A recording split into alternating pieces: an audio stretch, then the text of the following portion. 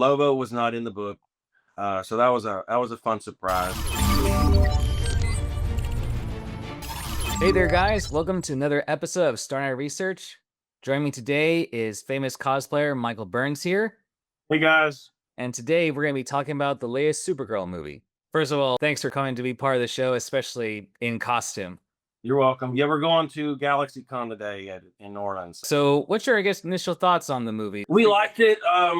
We went in there. I have an open mind when it comes to superhero movies anyway. So, growing up in the '70s and '80s, anything that throw at me, I kind of love anyway, except for the Fantastic Four movie. Anyway, we won't talk about that. But the Supergirl movie, because I went and saw it with my wife, my pretty wife, my power girl.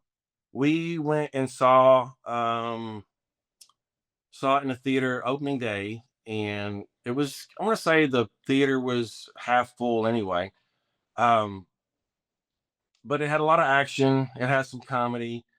The pacing was good. There was a couple of plot holes, and we comparing it to the Tom King novel, this guy right here. Uh, there were some differences, and I noticed them real quick. First of all, there wasn't a slave trade in the book, so there wasn't any human trafficking. That was new.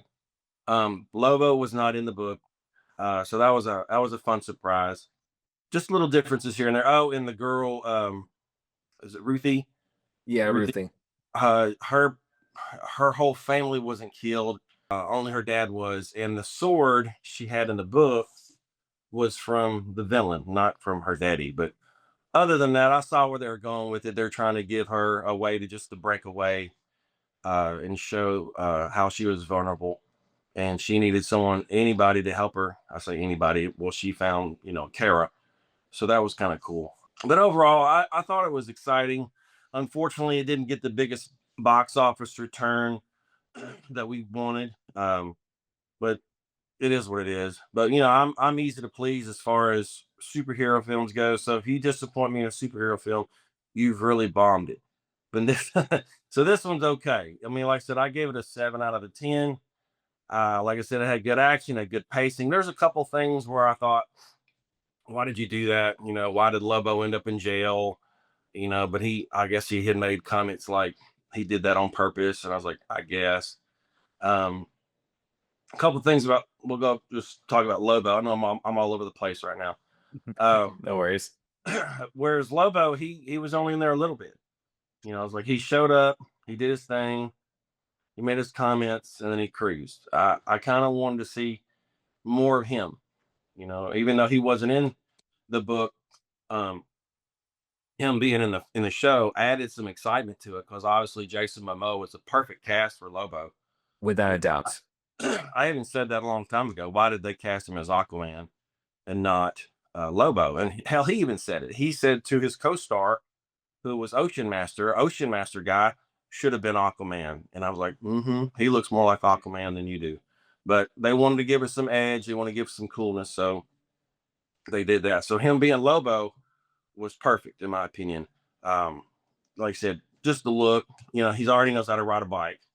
So he mentioned in an interview where he, peeled into place and hit the mark first time done on his motorcycle. I was like, well, you got experience. So there you go. Yeah, I definitely agree. Lobo really just got me into the movie once he came in, because I always like Lobo, whether it's animated, live action, video games, just hmm he's I just great. I think one of my favorite versions of Lobo, minus the cartoons, was that show Krypton, and they had that Lobo on there. I really liked that actor and that character, and they filmed it out in Tollymore Forest in Ireland, and we got to visit that, and I thought that was kind of cool.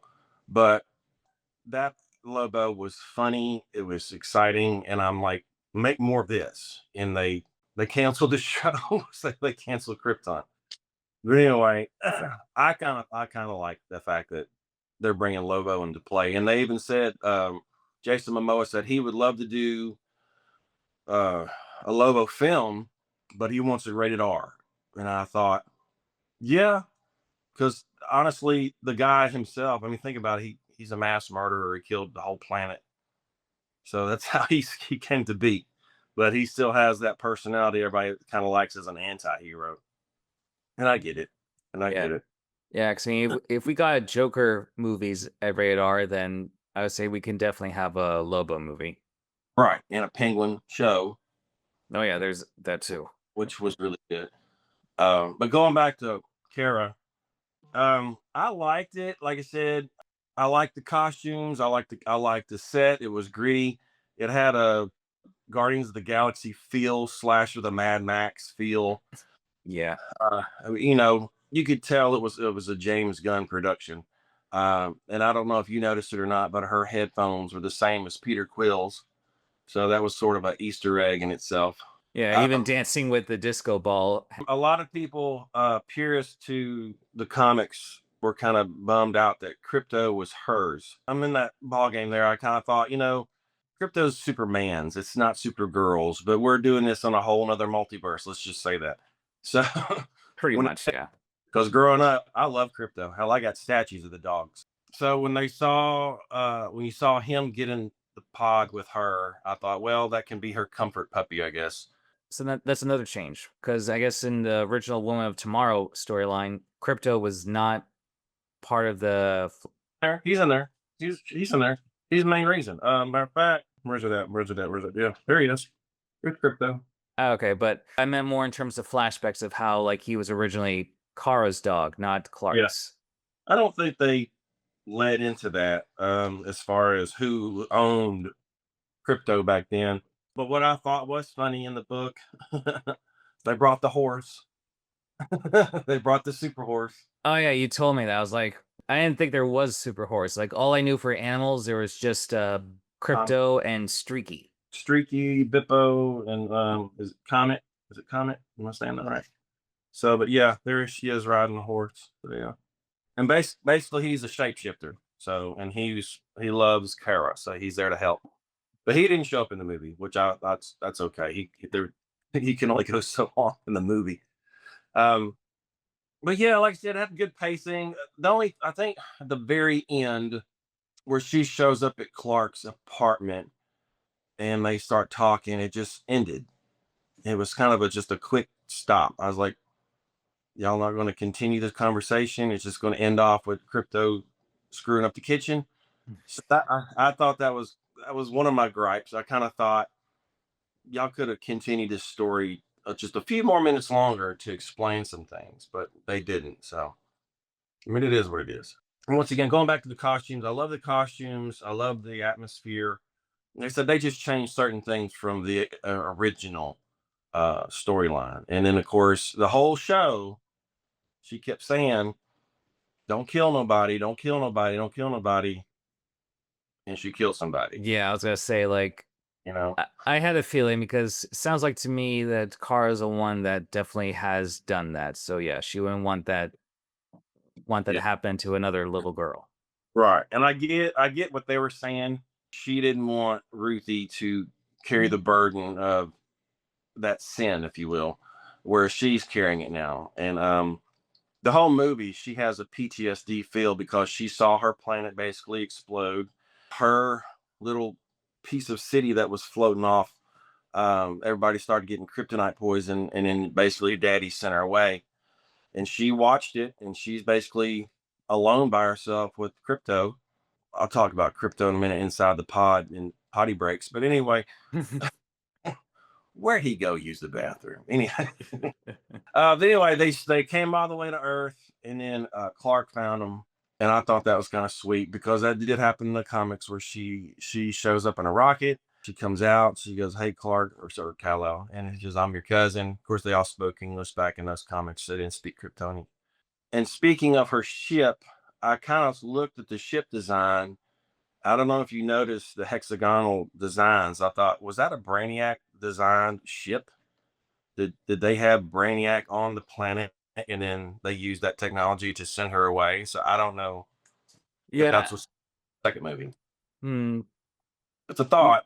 Yeah, that's a good point. I mean, I never thought of it until just now because I mean, it wasn't until like the 90s where they had Brainiac just only I think in a couple cartoons of Brainiac being an AI program for Krypton, Yeah. whereas normally in anywhere else in the comics and stuff, he's just from Kolu. So Yeah. because usually his thing is like They're three dots. the three dots in a triangle, but Right. You'll but see it. Like go back and look at her pod, and I thought that resembles. If you look at the 1980s spaceship where Brainiac is coming through, and he was more of a robot design. It has mm, that feel of his skull. You'll see. yeah, It's and I remember seeing something like that, like yeah, in some comics, and I remember I think in a couple of cartoons I saw like the giant like skull yeah. ship, like one or That's two of them had that hexagonal thing. So yeah, yeah. I mean, I was kind of expecting there might be some, I don't know, Bottle City of Candor reference in the flashback sequences. Like in one shot of the movie, I thought, oh, for a moment, I thought that was going to be where Brainiac shrinks down a part of Krypton, but no, that was just, Yeah, that wasn't Candor. They weren't on Candor. That yeah, was no, yeah, no, that was just Argo City. Argo. That wasn't. Yeah, totally different thing. So I mean, we'll see what they come up with. But like going back to the feel of it, I like the feel. It always has a good feeling coming out of a movie. Being glad you went to see it. And my daughter, she went and saw it separately for me. She's at college right now at Louisiana Tech, and she saw it. And I asked her, I says, "How did you like it?" Because she used to dress up as Supergirl, and she goes, "I loved it." I was like, "Okay." Now my oldest daughter, she didn't see it, and she's not going to see it because the children are young. And she says, "Well, there's cussing in it, and there's a lot of drinking and stuff like that." Whereas I get it, my grandkids are young, and she doesn't want them to be exposed to that right now, and I get that. That's her feelings, and I can respect that. So, because I was like, "Come on, let's go see Superman or Supergirl," and she's like, "Nope, nope, it's cussing." I was like, "I get it, that's fine." Whereas when I was a young parent, I'd let them watch whatever they wanted to, but other than that. Me and my wife saw it. My younger daughter saw it, and we liked it. And there was a lot of people out in the world who didn't go see it because of certain things that wasn't appropriate for children. And even I spoke with people in the whole Superman world, if you will, the people I run around with. They said, "Yeah, it's not for children." Whereas, and I can respect that because I think it was a PG-13. So they kind of pushed the 13 rating a little bit. Yeah, they did. Although for me, I personally liked it because I always felt like in half the things I see of Supergirl, it's like she's just the same as as her cousin, more or less. And I felt like with this movie, it's like, okay, yeah, Yeah. let her have her own personality. I feel like, especially now that I see her, I guess for this movie, they're using like her original origin with flying in from a piece of Krypton, and Yeah. instead of the whole like, oh, she was already older than Kal-El, but because of Phantom Zone shenanigans, she's like Yeah. now younger than Clark. I'm like, this is Uh, yeah. and Oh, this one, she was older though. Yeah. This or she, yes, because they should. No, I know. This one, Clark was older because she took off, and then they say she was born later. yeah, because I want to say like, yeah, Clark took off. Clark took off, and I think the mom got pregnant after Yeah. they After. after. Yeah. So they changed a few things, which what, that's fine. Do your thing. Would I see it again? Yeah, I'll probably buy the DVD. Matter of fact, I am going to buy the DVD once it comes on sale to buy. Like I said, I bought every superhero movie that comes out on DVD, minus Fantastic Four. Worst one ever. Not the one with Jessica Alba, but the Fan Four one. That one. But Van I, Four stick. Fan Four stick. Yeah. As far as people going to see it, you know. That's their own call. They can do what they want. If they like it, go see it. If you don't, there's a Toy Store movie out there. Go see that one. We're loving that one right now. So Yeah, I mean, I would say Toy Story is definitely the kind to bring your whole family, but I yeah, would say like maybe just I would say for this movie definitely more for like the younger adults and above. teens and above. Yeah, yeah. To me, that's my opinion too. Even I spoke with Morgan from Superman Museum, and she even said it. Yeah, it's more for young teens and older. which is fine. I mean, like I said, if you're a parent though and you want to take your youngin. Who cares? Matter of fact, Morgan just sent me a reel. That's funny. But like I said, going back to the pacing of it, it paced good. It had some hiccups. It was a space movie, so I dug that. It wasn't all on Earth. They showed, different planets, which what they did in the book. They showed her from going from, planet to planet.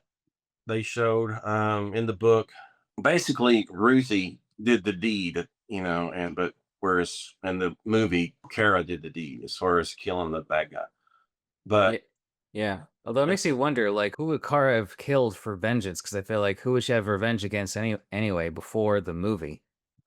I mean, like I said, the only person I remember her killing in the comics was the Anti-Monitor, and then they killed her doing that back in the Crisis #7. So who knows? Yeah, I So suppose so. Plus, I would say the movie definitely has a little bit of a John Wick influence because the only reason she got involved was because of Crypto getting poisoned. yeah, yeah, you shot my dog. Yeah, exactly. I never thought about that. That's funny. Yeah, yeah, it had a little John Wick exposure, but like I said, when a lot of people who are big puppy pals, if you will, they love their dogs. That they saw it kind of broke them down a little bit, seeing a dog get hurt, and I get it. I have a dog too, but yeah, her going after that dude, you shot my dog, John Wick, definitely. That's funny. Hopefully, after this, they just leave Crypto alone because I think he's been through enough. Uh, yeah, he'll probably show up in the second movie, um, maybe because second Superman movie, I should say. But I don't. He probably won't have a big as influence as he did in these other two movies. He might just show up. Too bad they don't do like a Hush movie because in that book, when Crypto shows up, I kind of got a I liked it. Kind of got a little giggle out of that one. Like, oh, the dog's here. He done messed up. So yeah, man. Yeah, we'll see what happens. And I guess the last thing I want to say is, as far as for the villain, I think his name was Krem. Like he was Yeah, kind of like typical, like nothing really different that we've seen before. yeah. He looked like some guy off Bourbon Street. Because that's the thing. Like, does Supergirl have her own rogues gallery though? Yeah, she's got a few. Uh, hell, I can't even think half of them. But most of her villains are Superman's villains. Anybody who pops up, it's like Brainiac pops up. Uh, who is that girl? I can't remember, but in the Supergirl TV show, that was her big villain. Um, hell, I don't even remember. I just know that she's always fighting with Superman. So that's all I remember.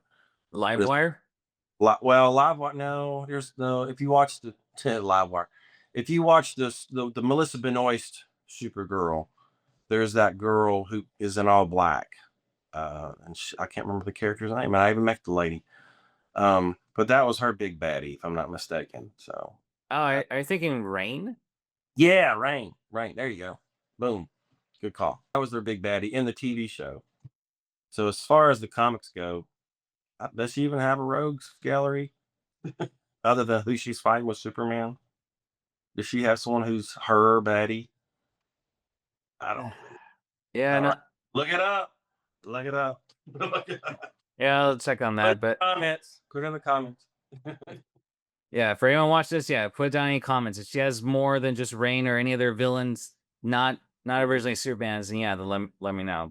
Yeah, But hey, I mean, not every hero has to have a big and rogues gallery. I know.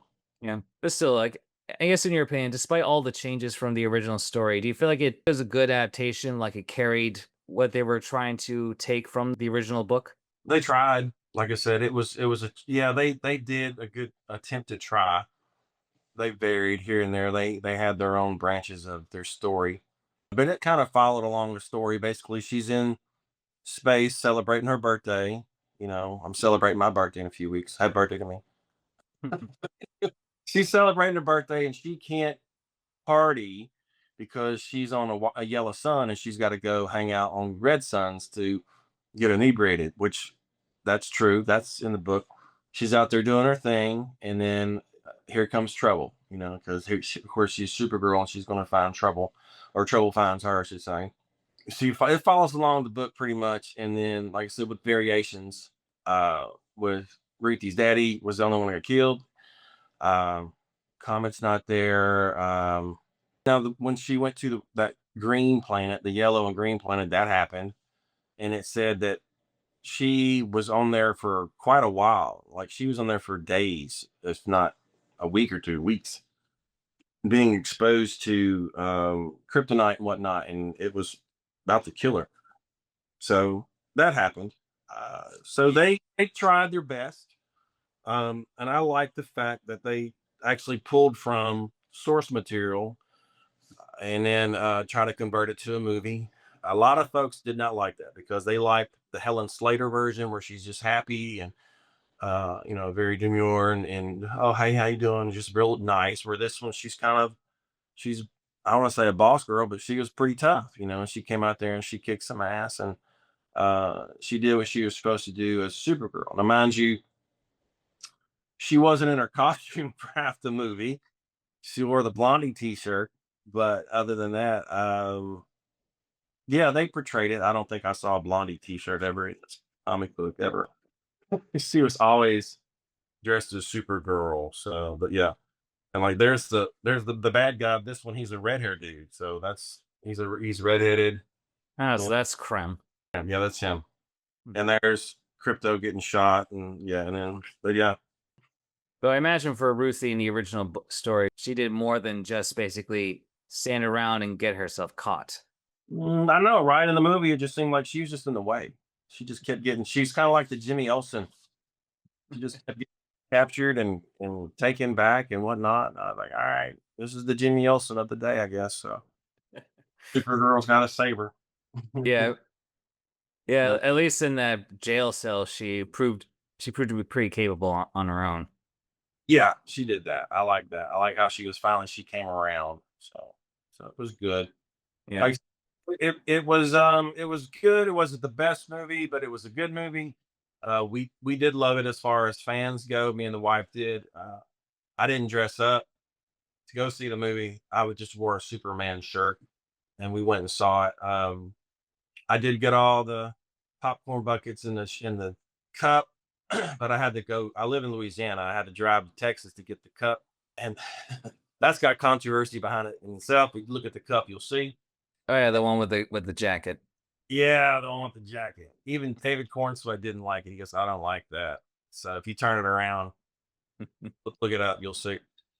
But it looks like someone's anatomy. But anyway, but I got all the merch. I got all the McFarlane toys. So needless to say, I'm always a fan of the Kryptonian family, even if whatever they say about it out there, I'm still a fan. I've been a fan since I was a little kid. Um, so yeah, I'm gonna get it. If they put it out, I'm gonna buy it. They know that. I'm gonna buy it. So yeah. A super pack rat. Yeah. Yeah. My whole gym is becoming like a like a memorial. I said memorial, but honorable mention to Superman and whatnot. It's got Superman stuff in there, it's got gym stuff in there, it's got everything. So But still, like, highly doubt we're probably gonna get a Supergirl sequel, but we're probably gonna be seeing her in other movies. this is my prediction. You won't get a Supergirl sequel with her, but she will be in the Superman movie. I think she plays a big part in that. As far as James Gunn or whoever else, will probably put her in the Green Lantern show because all those are connected now. I'm hoping, this is me hoping, that the Green Lanterns go and get the other colored rings people and she becomes a Red Lantern. I'm hoping that happens. We'll see. Time will tell. If I had money, I'd make movies of my own, but I don't have that kind of money. But but I don't. This is my prediction. I don't think they're going to give that young lady another movie anytime soon. But they're going to let her be part of the universe still, because, like I said, it lost a lot of money, unfortunately. But maybe it'll make it up in streaming and DVD sales. People who didn't want to go to the theaters will watch it at the house, in the privacy of their own home. So I'm thinking that because I'm going to buy the DVD steelbook. I'll probably get the digital. I'll sit on my chair and watch it with my crypto doll. I'm that kind of weird guy. So Yeah, sitting right there. Yeah. So who knows? We'll see. Time will tell. yeah, yeah. No, time will tell. But I would say that'd be it for today. Yes, sir. Yeah, we're going off to GalaxyCon today in New Orleans. We're gonna go see Tyler, Bitsy, all the good people, and who knows who else? Maybe Lou Ferrigno. Do some hulking out. So we'll see. There you go. Oh, maybe do a recreation of that comic book of Superman and Hulk. Oh yeah, send me the picture. I'll try it. I'll give see if Lou will do that. Send me the picture. We'll see if he'll. Usually, anytime you want to do anything with these actors, you got to pay like $50 to $100 to ask do anything. You want to speak to them? Here's $100. Sign this piece of picture. $100. So it's a money making business. There's no doubt about it. But it is what it is. So and look, here I am dressed up as a cartoon character. So we're gonna go out and celebrate Superman with everybody today. So we'll see what's up. No, that's good. Yeah. And thank you again for being here, especially in costume. Yes, And sir. My pleasure. yep. And thanks to all you viewers for tuning in, and stay tuned for more reviews coming up. Stay super from New Orleans.